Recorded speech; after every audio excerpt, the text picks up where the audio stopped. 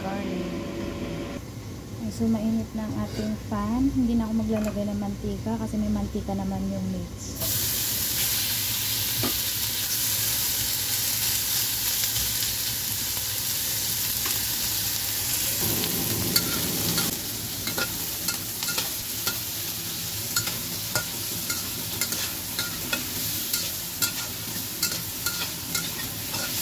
Pwede na ang ating meat. Pwede na natin ilagay yung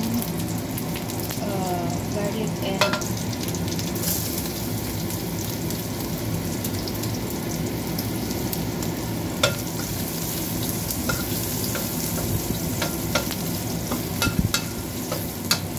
sobrang init.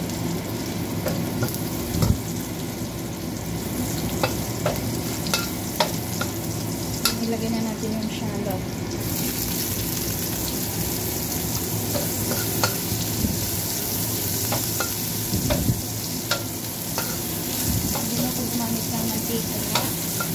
Magmamantika naman yung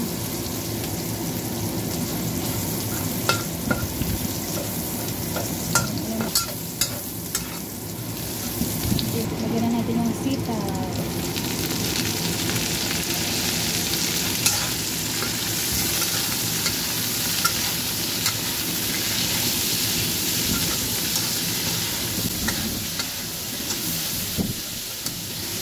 Lalagyan na rin natin yung soy sauce.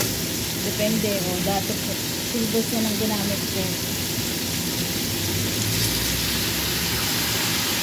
Pepper, black pepper, and then magic sarap, of course. Haluin lang natin. Pwede rin kayo maglagay dyan ng konting water. So, lagyan natin ng konting water. So, ayan. And then, halu-haluin lang natin. Tsaka natin takpan para maluto. Mamaya titikman natin kung anong lasa. Ayan. Charan! And then, we make takip-takip.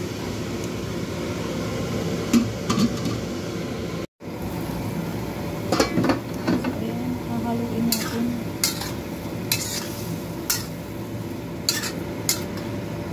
Kung hindi pa yan luto, panta natin konti. Suka, konti.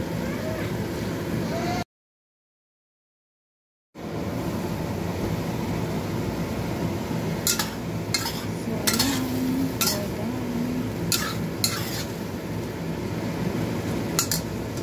Tapos na. So, this is it. Luto na ang ating adobong sitaw.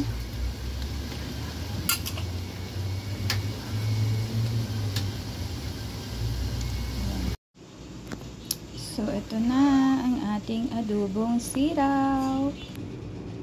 So, this is it. Adobong sitaw.